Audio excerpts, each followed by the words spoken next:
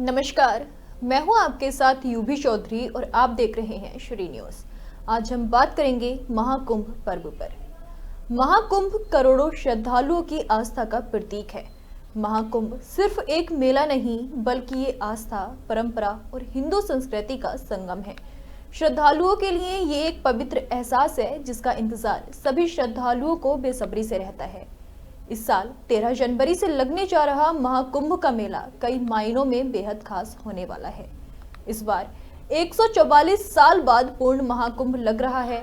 सरल शब्दों में समझें तो 12 साल लगातार 12 वर्षों तक लगने के बाद पूर्ण महाकुंभ लगता है, जो 144 साल बाद आता है। महाकुंभ का आयोजन इस बार प्रयागराज में हो रहा है। इस बार महाकुंभ में क्या कुछ खास होने वाला है, इसके बारे में तो आप सभी जानते ही होंगे, लेकिन क्या आप जानते हैं कि महाकुंभ का इतिहास वर्षों पुराना है।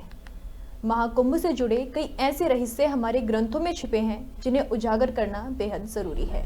तो आइए जानते हैं महाकुंभ से जुड़े कुछ रहस्य। साथ ही जानते हैं कि कब और कहां सबसे पहले हुआ था महाकुंभ का आयोजन। कुछ ग्रंथों में उल्लेख है कि सतयुग से ही इस मेले का आयोजन किया जा रहा है। हालांकि किसी भी पुराण में विस्तार से इसके बारे में कुछ बताया नहीं गया। आइए जानते हैं कितना पुराना है महाकुंभ का इतिहास। कुछ ग्रंथों में बताया गया है कि कुंभ मेले का आयोजन 850 साल से भी ज्यादा पुराना है। आदि शंकराचार्य द्वारा महाकुंभ की शुरुआत की गई थी।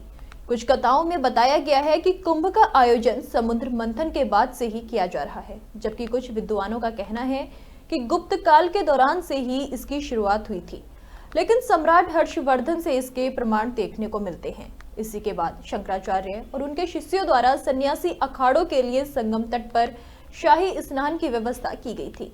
हालांकि कुछ ऐतिहासिक साक्ष्य ये भी मिलते हैं जिनसे सिद्ध होता है कि कुंभ का आयोजन राजा हर्षवर्धन के राज्यकाल में आरंभ हुआ था। प्रसिद्ध चीनी यात्री ह्वेन त्सांग ने अपनी भारत यात्रा के बाद कुंभ मेले के आयोजन का उल्लेख किया था। इसी के साथ उन्होंने राजा हर्षवर्धन का भी जिक्र किया है। उनके दयालु स्वभाव के बारे में भी उन्होंने जिक्र किया था। ह्वेन त्सांग ने कहा कि राजा हर्षवर्धन लगभग हर 5 साल में नदियों के संगम पर एक बड़ा आयोजन करते थे, जिसमें वो अपना पूरा कोष गरीबों और धार्मिक लोगों को दान में दे दिया करते थे। आइए अब जानते हैं महाकुंभ और समुद्र मंथन के रहस्य। समुद्र मंथन के बारे में शिव पुराण, मत्स्य पुराण, पद्म पुराण, भविष्य पुराण समेत लगभग सभी पुराणों में जिक्र किया गया है। मान्यताओं के अनुसार समुद्र मंथन के दौरान जब अमृत कलश बाहर आया था, तब देवताओं और राक्षसों के बीच तनातनी और संघर्ष को कम करने के लिए भगवान विष्णु ने मोहिनी अवतार लिया था।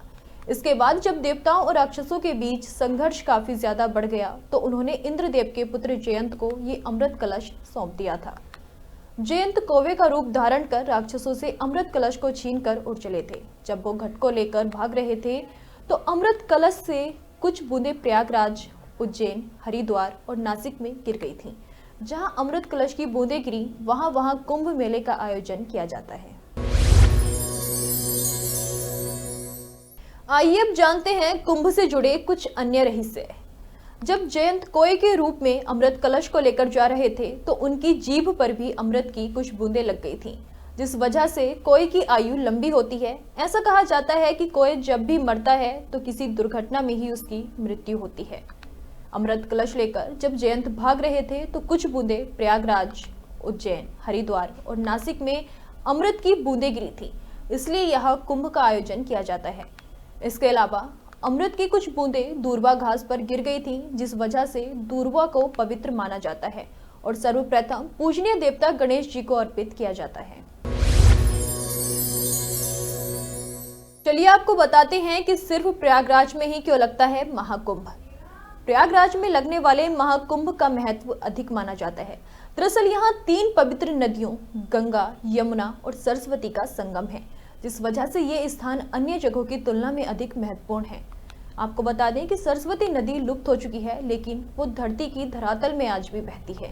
ऐसी मान्यता है जो व्यक्ति इन 3 नदियों के संगम में शाही स्नान करता है उसे मोक्ष की प्राप्ति होती है, इसलिए प्रयागराज में इसका महत्व अधिक माना जाता है। फिलहाल मेरे साथ इतना ही। ऐसे ही महाकुंभ से जुड़ी दिलचस्प जानकारी को जानने के लिए देखते रहिए श्री न्यूज।